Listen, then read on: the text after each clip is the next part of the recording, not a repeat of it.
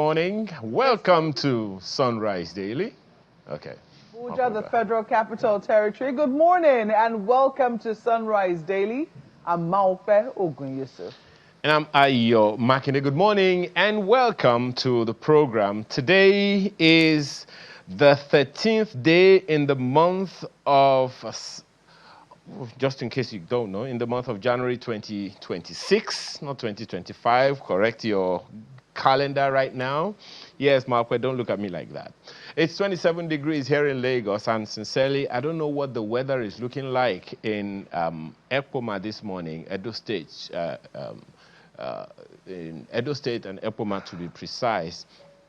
For those who are wondering what exactly happened that made the Edo State government to postpone the resumption date for all public and private schools in Edo Central Senatorial District following the recent security crisis in the state, we understand that it is because of a heightened tension in Esan West local government area, Epoma to be precise, after a peaceful protest over insecurity and kidnapping turned violent. We understand, according to the police, hoodlums hijacked the protest, blocked a major highway, disrupted commercial activities, and attacked traders at the livestock market. In fact, if you go to channelstv.com, you'll see a video of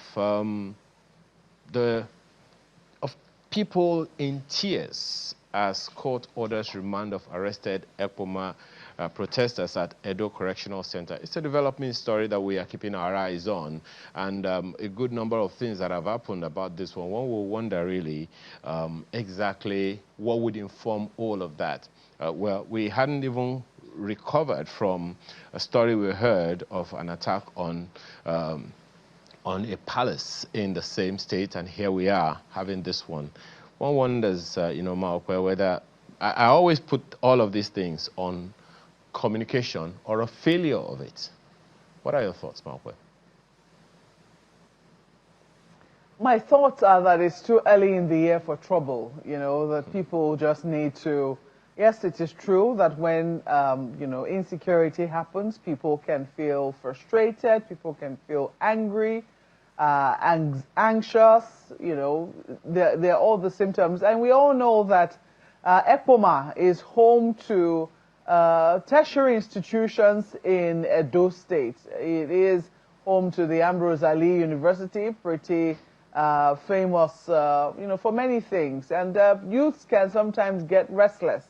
And, when one or two activities have happened, they will see an opportunity to go out and protest. But then the question is, how do they handle such protests and make sure that they do not get out of hand? Because clearly, it does appear that this particular protest went out of hand. And it does appear also that the state government is not taking the actions lightly, what has happened in this particular situation. And so one will have to ask, though, where was the police when the students were protesting? Because usually we'll know that when there is a protest of some sort, the police is usually on hand to make sure that things do not get out of hand. But clearly, this got out of hand, and you mentioned the fact that people were crying, and it left people in tears after the protest, and that certainly is not acceptable. You should not be crying and then make other people cry as a result of your protest. That cannot be the way that things should go. But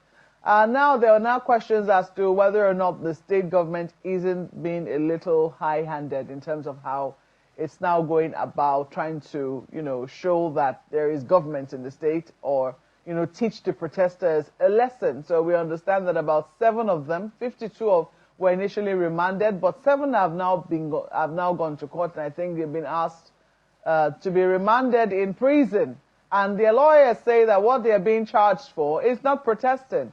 They're not being charged for riots. They're being charged for armed robbery.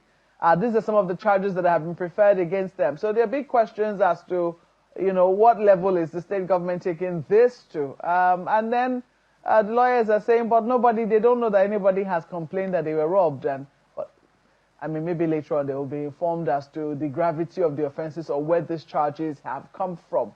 But it's certainly a development that we need to keep our eyes on to make sure that whatever happens in this case, justice is served, and it is served for those who protested and those who might have suffered any loss, as the case might be. So a really delicate situation we need to monitor as it unfolds in Ekpoma, in Edo State. But Ayo, I tell you something, it is certainly too early for trouble. But while we're talking about trouble, we do know that politicians, they never shy away from politics. It is their thing. And yesterday we also heard that just to defer any trouble, to make sure that it doesn't become troublesome, that they noticed a heightened security presence in Kano, around the government house in Kano, ahead of a planned defection of Governor Abba Yusuf in the state. And people were asking,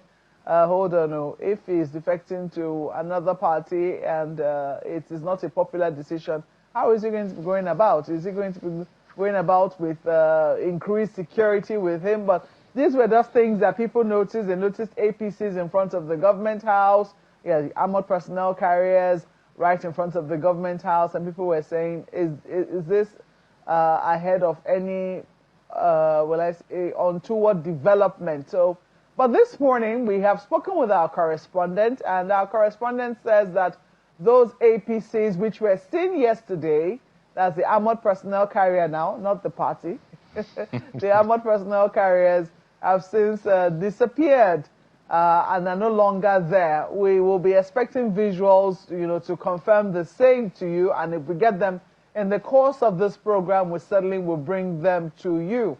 But this is the situation we heard yesterday, and we understand it's no longer the same today. But we certainly will also keep our eyes on the political situation in Kano. Ayo, well, while we're talking politics, I do know that Rivers continues to be in the news. And while we're talking about impeachment, the proposed impeachment of the governor, yesterday we had PANDEF, the Niger Delta Forum. I'm trying to remember the full name of the abbreviation now, but yeah, the PANDEF, that's the abbreviation of it, is pretty popular enough. They are trying to intervene in the crisis that has happened between the governor and members of the State House of Assembly that has necessitated this threat of impeachment. So also are two lawmakers in the state who are part of the Assembly. They are minority lawmakers, but they say that, look, they have heard calls and they're asking the House of Assembly, which they belong to temper justice with mercy, that indeed these people have, beg your pardon, the governor and his deputy might have erred. Yeah, you can see that the Pan-Niger Delta Forum, also trying to intervene in the matter. They are also asking that, the House reconsider its stance. Well, we're going to be starting with this particular issue, this issue of seeking peace in the Rivers imbroglio. This morning we're joined by Dr. Gift Walu, who is the chairman of Obiakpo local government area, the most populous local government area in Rivers State. Good morning and welcome to Sunrise Daily. Good morning, Mokwe, and good morning, Nigerians. Well, it's very interesting that you are from Obiakpo, you're the chairman of Obiakpo local government area, and it does appear that you are also suing for peace in this matter that has now brewed between the governor and members of the State House of Assembly. Is that correct? Well, let me start by saying that I'm happy to be here. I came in yesterday, and the atmosphere in Abuja is peaceful. And I would like the same to be in my state and in my local government in particular. Now, what is happening in our state has a background to it. And sometimes when we discuss it, we overlook the background and just go to maybe talk about a particular issue at hand. This impeachment is not coming from nowhere. You recall that there were issues 3 months into the administration of the present governor. And that issue to me was as a result of lack of understanding and poor handling on the side of the governor. At that time, I was commissioner working with him. And I can tell you that throughout the period until when we resigned, came back and resigned again, the governor never briefed the State Executive Council on what was going on. That for me is absolute poor handling of issues, because it even shows that he doesn't regard those of us who were commissioners at that time as important enough or as reasonable enough to entertain such issues. Now, that matter prolonged and got us to the point where there was declaration of state of emergency, to make a long story short. And during that period of state of emergency, people sat down and tried to see how the matters could be resolved, so that when there's a return of both the governor and the assembly, who were suspended at that time, we can now move smoothly as a people and as a party. You know, don't forget that Rivers State, up until now, had PDP in total control. We won all the, we were in control of the local governments. The 23 of them were under PDP control. We won all the House of Reps seats, except for one that Labour Party won. And the guy will later, you know, defect and join the PDP. We won all the senatorial seats. And of course, we won all the assembly seats, to create a record that I don't think exists in any other part of this country. And so we thought that we were one big family that had gone out fishing, and we have caught a big whale. And then it was time for us to enjoy ourselves and also see how we can move our state forward. Coming from the boisterous regime of His Excellency Ezenwaye Wike, our leader, who led us into that political struggle, and we came out very victorious. Now, when those discussions during the emergency rule took place, some agreements were reached, you know, and of course you recall that a budget was developed by the sole administrator then, retired Vice Marshal Ibas. And one of the things that happened in that budget was the fact that because there was no assembly, provisions were not made for the assembly. And so when the governor came back, it was expected that he was supposed to do a supplementary budget to cater to the needs of the assembly members and the assembly commission. And a few other things we also agreed for him to appoint commissioners to work with him, and then generally work with all of us members of the party who had said, okay, let's bygone be bygone. But since he came back, he has refused to do any of those things. And instead, he plays to the gallery. I'm sorry to be saying this, because he's still the governor of our state. But he plays to the gallery. And sometimes I blame all of this on a culture that we have created for ourselves as politicians, a culture that rewards incompetence. So where we are now is that it's not important whether I am for impeachment or not, or whether anybody for that matter is for impeachment or not. What matters is that we need to appreciate the fact that this assembly exists for a reason. And one reason, as I know it, that a state assembly exists, or any assembly anywhere exists, whether it's National Assembly or the legislative councils as we have them in the local government, is to check executive excesses. Of course, you know what happened during this Christmas period. Some monies were paid to the accounts of assembly members, 100,000 naira. And the assembly people have asked, who appropriated this fund? Is money belonging to Rivers people? The governor cannot give us 100,000 naira at will. It has to be appropriated for. So from where did you get the money that you are sending to us? Or is this thing a bait or kind of trap that you are setting for us? So we'll receive the money, and then tomorrow EFCC will come and ask us, how we got that money and all of that. As the 100,000. The 100,000 naira. Naira. Yes. It was in naira, not USD. Not USD. It was in naira. You know, as ridiculous as it sounds and it may look, it's an important issue. I've seen people go to jail for. I recall that in this country many years back, a minister was sacked because he received a gift of wristwatch. You know, and he happens to be a Rivers person anyway. But that's you know, by the way. So the point here is that the assembly exists to ensure that people who are in executive positions like myself don't just do whatever they like. So if we are saying that we are for impeachment or we're against impeachment, we have to put it in context. And for me, the context here is that the assembly members who have the responsibility to check the excesses of the executive and the governor in this case have pointed out a number of infractions. It is now left for the governor to answer to those questions and then clear the air. If he has not done anything wrong, then of course the impeachment will not stand. But if he has done something wrong, of course he should face the law.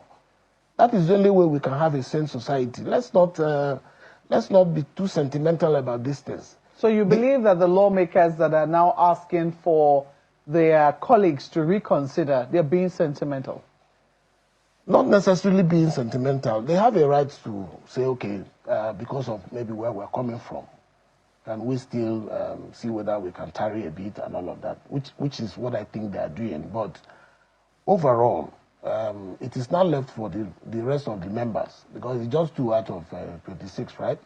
It's now left for the rest of the members to think that the plea that they are making is reasonable or not. But in my view, if we get to the point where people do things, you're in government office, you do something against the law, and then we come to radio stations and TV stations and go to organizations like PANDEF and all of that to go and discuss it as if that is government. That will not augur well for this country. And it doesn't matter who is involved. If the president of our country does some things that are unconstitutional, the National Assembly, the Senate, and the House of Reps have a duty. And that is why we have elected them. That is why they collect our money every month as allowances and their salaries. That is why we call them honorable. They should honorably perform their duty of calling the president to order.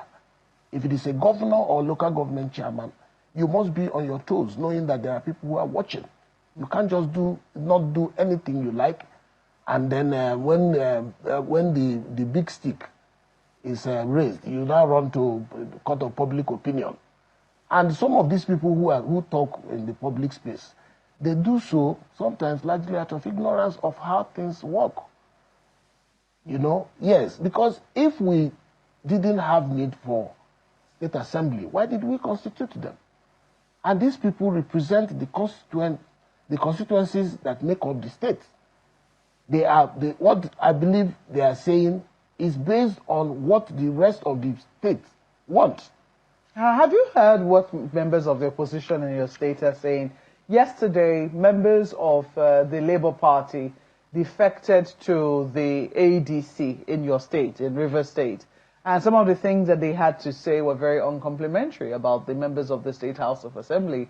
They believe that they are just an extension of the Minister of the FCT, who is from your local government area. As a matter of fact, I think the thank you that was done, and the thank you tour that was done by the minister around the different local government areas came to an end on Sunday in your local government. You were at that gathering? Yes. I was the host. And the people who came out there, you know, a lot of them pledging their loyalty, you know, they said very strongly there that they know at the federal level who to vote for come 2027, but they do not know who to vote for in 2027, but they know who not to vote for come 2027, meaning that indicating to the ordinary person that the governor might most likely not get a second term if it was left to them.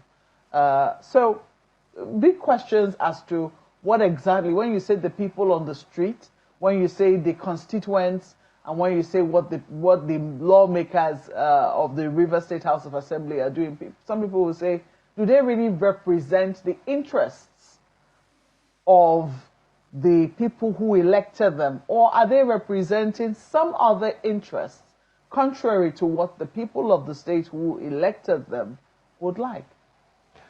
Okay, now, the statement that you made reference to, I was the one who made it. Oh, you were? Yes, I made that statement, and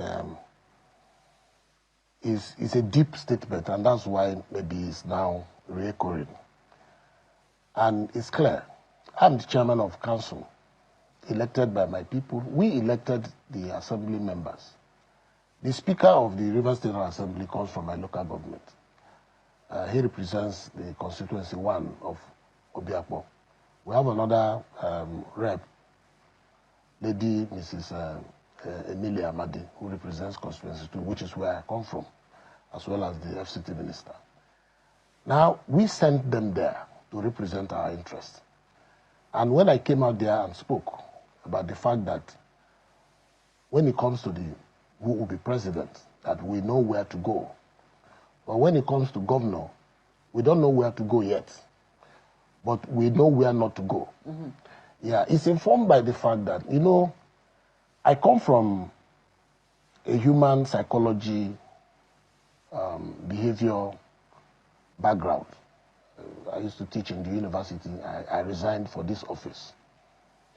And I know that virtually all human activities are purpose-driven. It is more when it comes to issues of economics or economy and politics. People don't go joining political parties as if it were, how will I call it now, a fun party. It's not a thing of fun. It's about who gets what, when, and why. It's about the control of the machinery of states. And so when we came together and invested our time, energy, money, and everything that you can think of to elect a governor, we did so in expectation that at the end of the day, there will be a point where we will sit down and decide who gets what and why. Before working for the governor, I barely knew him. I'm a Rivers person just like the governor, but I didn't know him. But we belonged to the same political family under the leadership of the then governor, who is now FCT minister. And I can tell you that, and the minister himself has echoed this before, that if it was an open contest, the governor will not come 50th position of all those people who wanted to contest that office. But out of the magnanimity of our leader, don't also forget that the current governor worked closely with the former governor as an accountant general of the state. And he pleaded with the rest of us, say, please, can we give him a chance? I think he's a loyal young person who understands the working of the system. Let's work with him. I'm sure you didn't know him before now, because he has never been in the political space. And as a personality trait, I see him like an introvert, somebody who is on his own, a little bit withdrawn kind of person. And it is even showing now that he's in the office of governor of Rivers State. If you know Rivers State very well, from the time of Odili to Amechi, even to Omehe and then you know that Rivers governors are people who are there, setting the pace for others to follow, if you like. And then we expected that he will be able to manage the affairs to make sure that all the various interests are not neglected. There were people who had to surrender their ambition for him because the ministers, then as leader, told them to do so.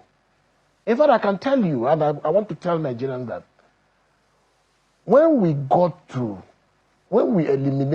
people were eliminated one way or the other, and we got to the point that it was remaining just the governor and the then commissioner for finance, Honorable Isaac Kamalu. In the process of trying to get that one person who will now stand for us, the governor himself, the current governor himself, nominated Kamalu to be governor. Argued, because Kamalu at that time was his boss as commissioner for finance. He was at accountant general. He said there was no way he was going to contest for an office with his boss. But in the wisdom of the leaders of our party and the system, they said, for him to even say this means that he's a very humble, loyal person. Let's give him a chance. And then he gets there, he forgets everybody. He doesn't know. Somebody was the director general of that campaign, the person of Bro Felix Obua. Somebody was chairman of the party at that time, Ambassador Desmond Dakowo. Somebody was chairman of the Elders Council. I served in the campaign committee. Several other people. We brought money. We brought our time. We brought energy. But you were made commissioner, weren't you? Yes, I was made commissioner. But the question is, under what circumstances did we work? How freely did we work? As soon as he became governor, he saw the rest of us as wicked people. As if he himself is not a wicked person. If anything, he is like the first son of wicked. I am maybe somewhere down the line. Just like other people. He became, by virtue of his office, he became the first son of wicked. And we expected him as senior brother to carry all of us along and treat us like his brothers. But he will soon label us wicked people. And we said, no problem. We are wicked people, yes. Because we know this wicked. Let me tell you, Mokwe, part of the issue here, and which is what Nigerians sometimes keep asking questions, who is the leader, who is the leader, why are we not saying that the governor is leader and all of that. You don't become leader by position. It's not position that makes you leader. What makes you leader is your performance and the results that you're able to bring. Since Alex Ferguson left Manchester United as coach, it has never been the same in Manchester United. Since Arsene Wenger left Arsenal, it has never been the same. That's the power of leadership. Wike, His Excellency Nyesom Wike, as chairman of council in 1999, was the leader of my local government. At that time, we had a senator from my local government who reported to him as local government chairman. We had a House of Rep member from my local government. They reported to the council chairman because he provided leadership. Fast forward, when he had issues with Amechi and they parted ways, Amechi went to the APC. Wike assumed leadership of the PDP and would later contest that election, and he won. He won in 2015, he won in 2019, he won in 2023. Which, for you cements his position. That's what leadership is about. As leadership, yes. As leader of the state. The question now is it leader of just the political family or leader of the PDP because now the governor has left the PDP. He's the political leader of the state. He's in APC. He's the political. Now, even what we have now in Rivers State, there's no APC, no PDP. You said so earlier. There's no PDP. I didn't say so. Okay, I think, there's no PDP or APC as far as we are concerned anymore. There isn't? Yes, there's the Renewed Hope family that all of us belong to. All right, let me take the question. Let me take this to my colleague, Ayo, because I know that he certainly has questions for you. Ayo, over to you. Thank you, Mokwe.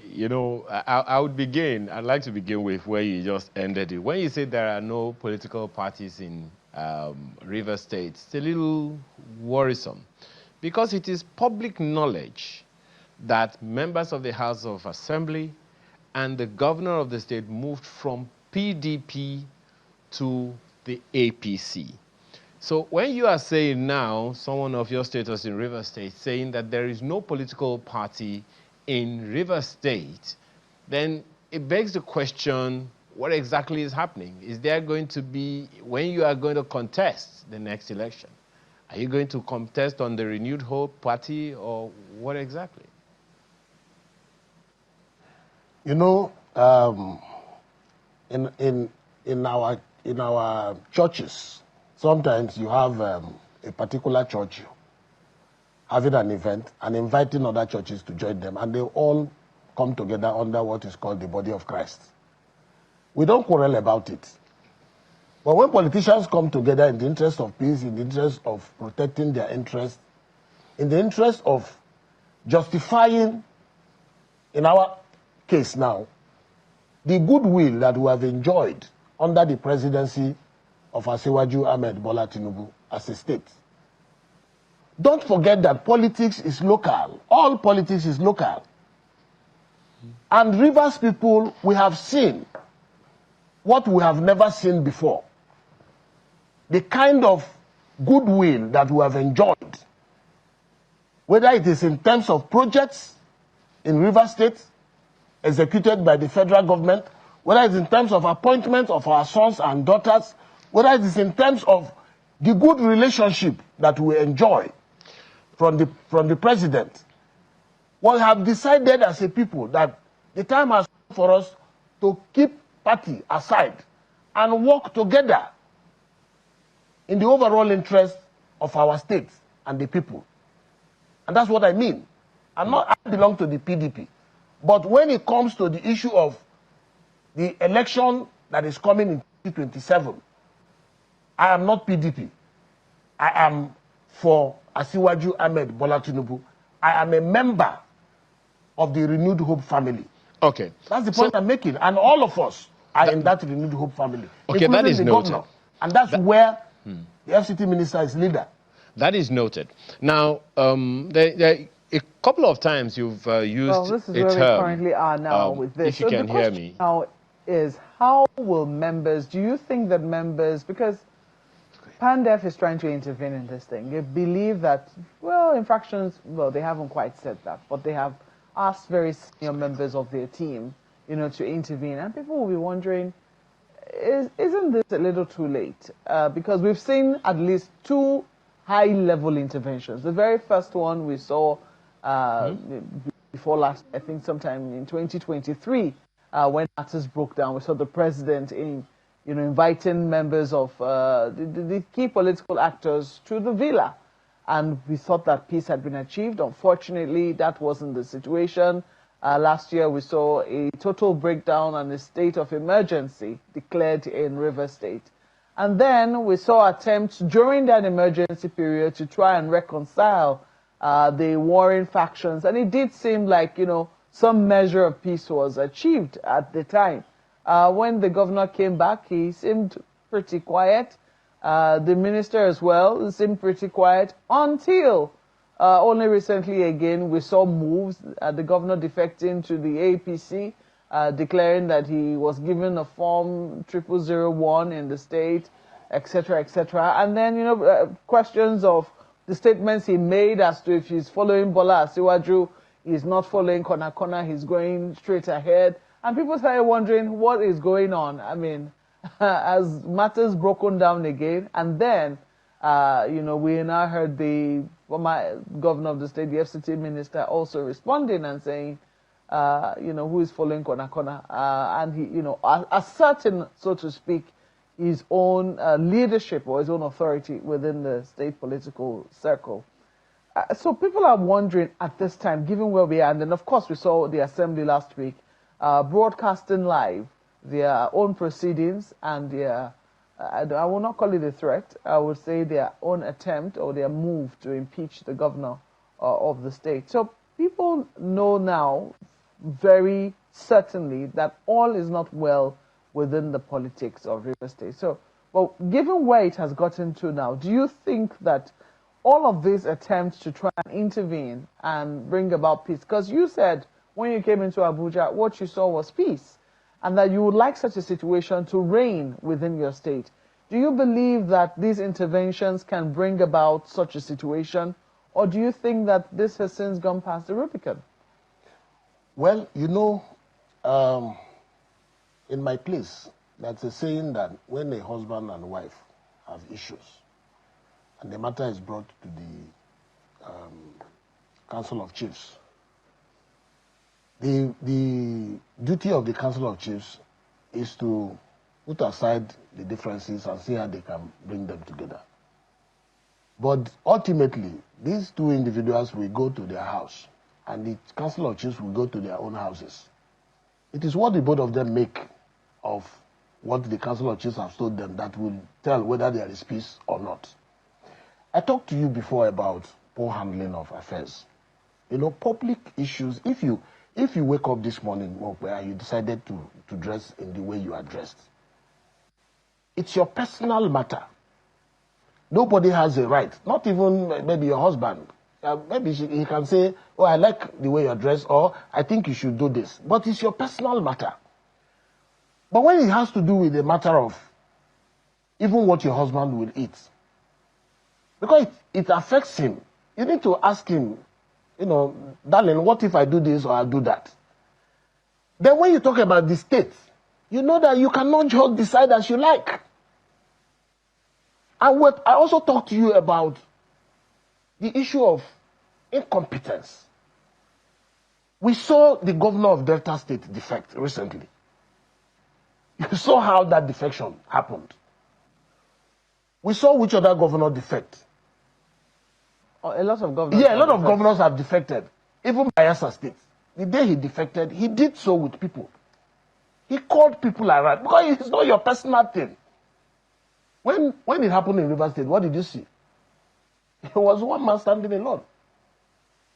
That's not leadership. Because leadership, as I know it, it is said that if you think that you're a leader and nobody's following, you're just taking a walk. So the man has the yam, he has the knife. He's the governor. He decides how he wants things to be. If he wants peace, he will decide. If he wants war, it's up to him. What do you think he needs to do now? What he needs to do, see, since he became governor, since he came back after the emergency rule, of course he came back and we were already in office as chairman. We have never had a meeting with him. He has never called us. He has never called the assembly for any meeting. He has not called the elders of the party and the system that he belongs to. And he culminated in his defection, which he did alone. Well, you heard also at some point that the governor did say that that wasn't really up to him, that he assumed that the minister of the FCT was going to call that meeting. So, who is leader at that point? I'm asking you now. If he thinks that it is the minister that should call the meeting, who is the leader? See, I, as chairman of council in my local government, I know who my leaders are. If I want a meeting to hold, I reach out to them. I say, leader, I think we should do this, that, and then there should be a meeting for us to agree on how to move forward. That's how it's done. It doesn't make me leader. But I am responsible for what happens in my local government. Of course, you saw the event that we had on Sunday. You saw the crowd there. You saw the enthusiasm of the people. It's a function of the organic unity of purpose that we have in that local government. All of us working together. I have very senior members of the party in my local government, including the FCT minister. And for every singular action that I take, including coming to this studio, I let them know. If they say don't go, I stay back. Because I believe that they probably know more than me. They probably have a better understanding of things more than me. I can go back later and say, leader, why did you say I shouldn't go? And they will explain to me. You have to have a relationship with people. But like I told you, a personality that is introverted, and for crying out loud, this is where sometimes I think that there should be science in our politics. You don't just throw up people. You don't just allow anybody to become anything. We talk about testing people for drug use before we allow them to go into office. We talk about, then you should also think about the personality of the individual. If somebody is to occupy the office of Accountant General. And is not somebody who is talking too much. That's fine. But for you to be governor of a state, you must talk. Because talking, you need to talk to the... You remember how Nigerians will say, we have not heard from our leader. We have not heard from the president. Because you must talk. So you do believe that a mistake, the leader in this situation made a mistake? It's not the leader that made any mistake. I'm only talking generally about the way we go about leadership selection.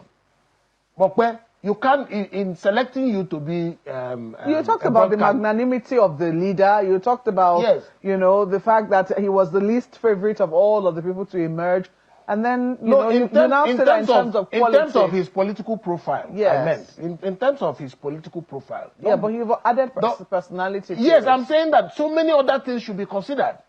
All right. I said this because from a human resources perspective, when you want to hire somebody, and I teach this in the school, when you want to hire somebody for a job, you look at the person's technical competence.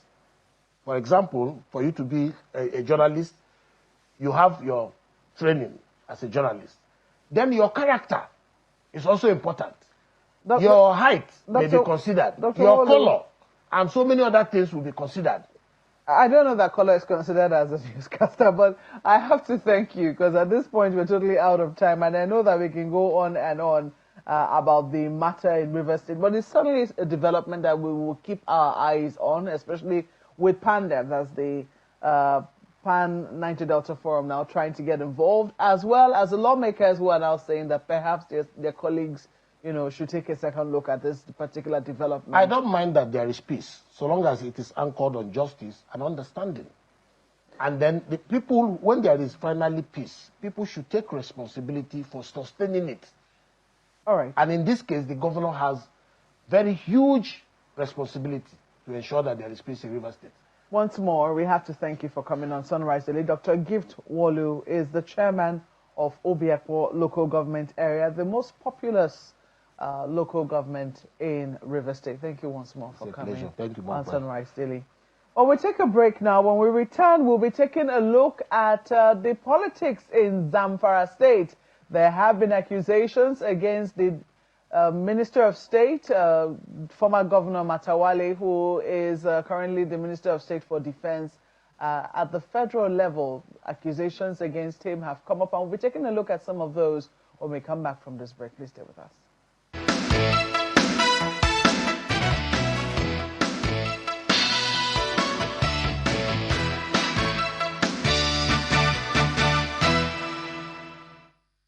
Well, a few days ago, on January the 7th, precisely January the 7th this year, the Zamfara state government released a press release saying that the defense minister, alleging that the Minister of Defense for State uses the NSA's office to harass opposition. They raised a serious concern about the harassment of opposition figures within the state using federal might. They say they had no other option but to bring to public notice how the Minister of State for Defense has used the Office of the National Security Advisor to harass and intimidate the opposition. Well, we get a little more detail on that now with Mr. Suleiman Bala Idris, who is the SSA media to the Zamfara state government. So thank you so much for joining us this morning. Good morning. Thank you for having me. What exactly is this accusation about? What will you say constitutes the harassment that you noticed that resulted to the release of the statement? Well, if you can recall, just a few months ago or a few weeks ago, there were several videos of a cleric from Sokoto accusing the state minister for defense of involvement with the bandits. So a lot of people share the video online, especially on Twitter. People were calling on the president to call the state minister to order or to prove the state minister over his alleged involvement with the bandits. So someone who is a staff in my office, a technical assistant, posted that same video on Twitter. And unfortunately, last week on Wednesday, Bello Matawale, who is the state defense minister, sent security operatives to abduct that same person here in Abuja. So we couldn't trace where they took him to. We started our own investigation, and finally we found out that they took him to a police outpost in the central area here in Abuja, close to Ministry of Education. We did our finding. What they wanted to do initially was to cover their tracks, not for anybody to even know where they took him to. But we got intel from our sources that this is where they took him to. We went there and we asked the police, the DPO there, that this person, what happened? Why are you arresting him? They said they're just keeping him for safekeeping. That it is from the office of the NSA that they brought him to them, to the police, for safekeeping. We say, oh, from the office of the NSA? They said yes. So how is it linked then to the Minister of State for Defense? Yeah, so what happened, we did our investigation. We reached out to some people, our sources within the office of the NSA, that, look, this is what is happening. They said, no, they are not aware. It is not the NSA. NSA is not involved. We say, oh, NSA is not involved. But this is what the police is saying. The DPO is saying that they took Salim to the police outpost for safekeeping from the office of the NSA. So we took someone from the office of the NSA the next day to the police outpost. We went there with our lawyer, who is a senior advocate. We went there, and the police DPO changed the narrative again.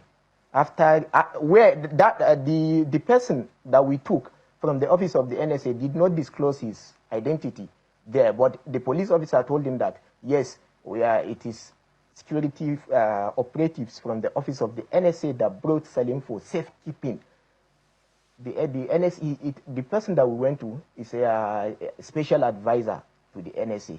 He said, "Did you know me?" He said, "No." He said, "I'm from the office of the NSA." He said, "No, the people that brought him are not from the office." He changed the narrative again. He said it is the defense minister. But you haven't gone to the Minister of State for Defense. I think it's very important. It was him. You know, after then, the special advisor told the DPO that since you use our name, office of the NSA, that we're the ones that brought this guy for safekeeping, release him. All right. Let me take the questions to my colleagues now. To my colleague Ayo in Lagos. Ayo. Thank you, Markwe. You know, Mr. Idris, just one question to begin with. For you to be here, it means you believe, or rather at least you have confidence in your aide, Mr. Salim Abubakar, that whatever it is that he put on his Twitter handle or X handle is true. Now, he put out a statement made by someone, a video made by someone making allegations. Does the Zamfara state government have proof to validate that what that cleric said, which your aide posted, is true?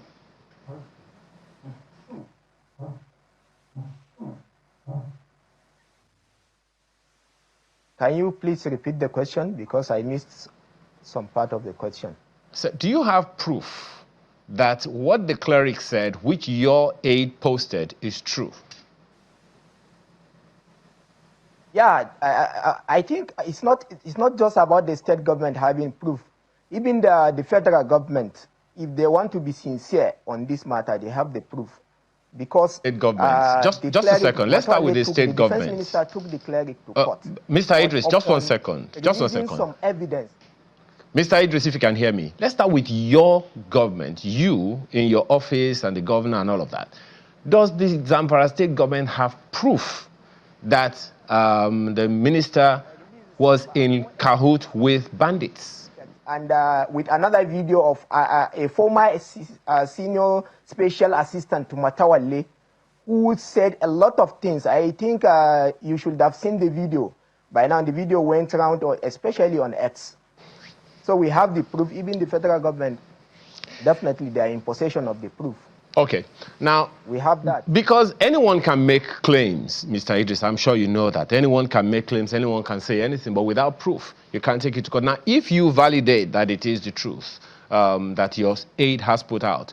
Have you written to the police? You've put out a press statement, fine, but have you written to the police to say this and this and this is it? Because it is possible that if, for instance, your aide has been putting out statements against the minister, and if the minister decides that, look, this has gone far too much, and it writes a petition and sends it to the police has reserve the right to do whatever they need to do. So have you also written to the police to say this injustice is happening?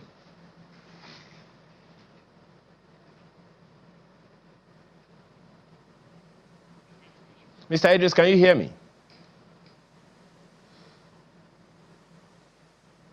Can you hear me now, Mr. Idris?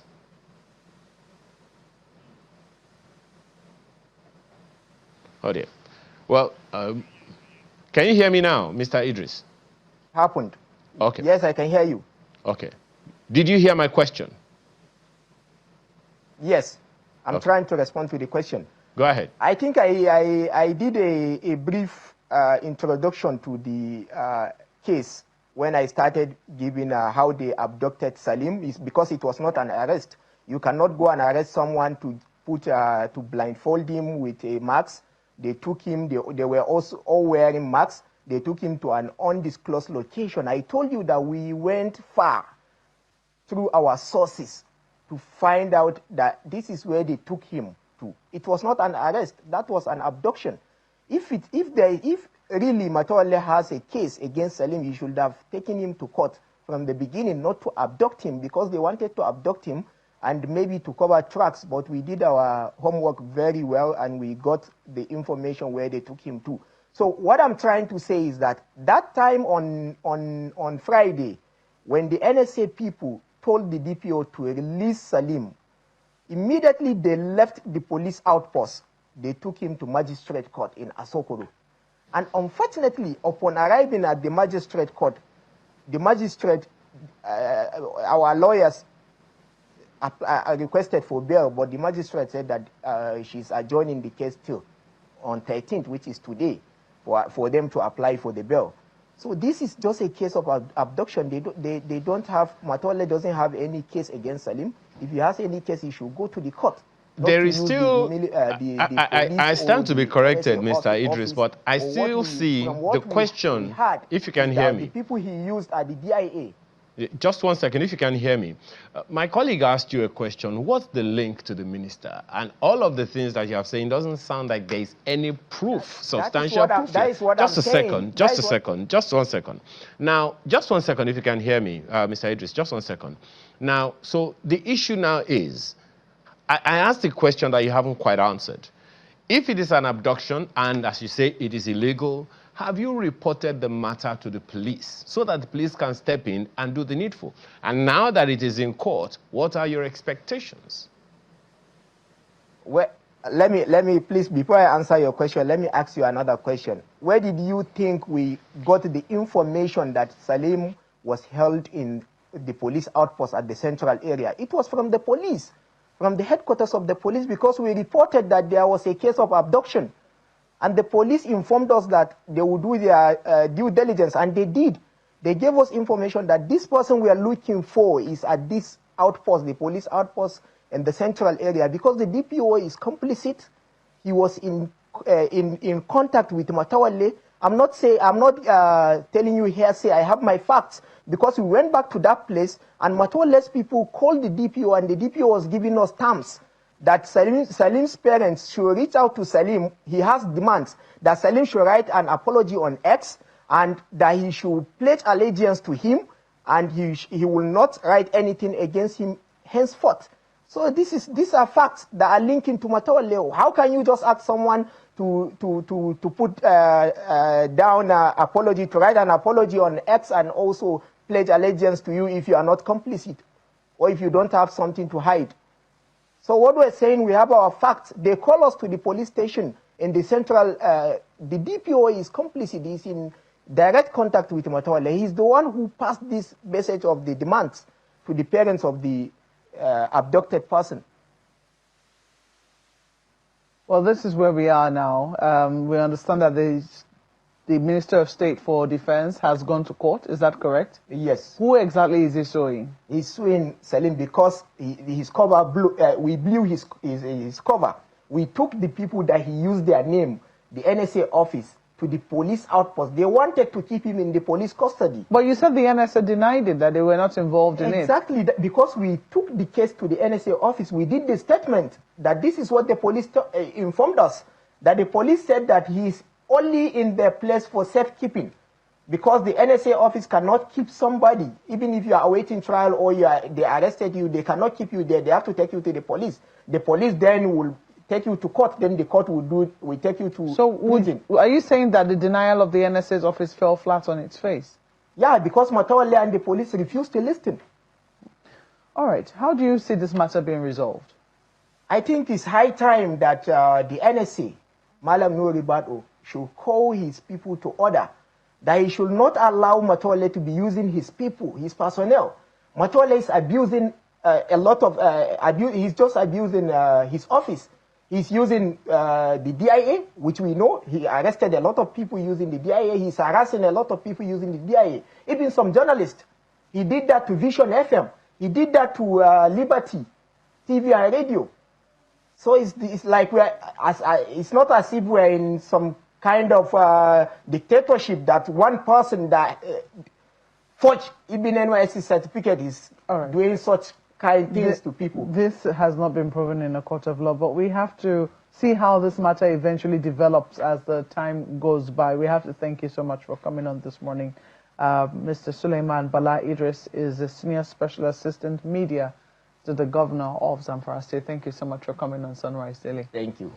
Well, that's how we'll wrap up this edition of the program this beautiful Tuesday morning. Thank you so much for being a part of it. I'm Maokwe Ogun Yusuf.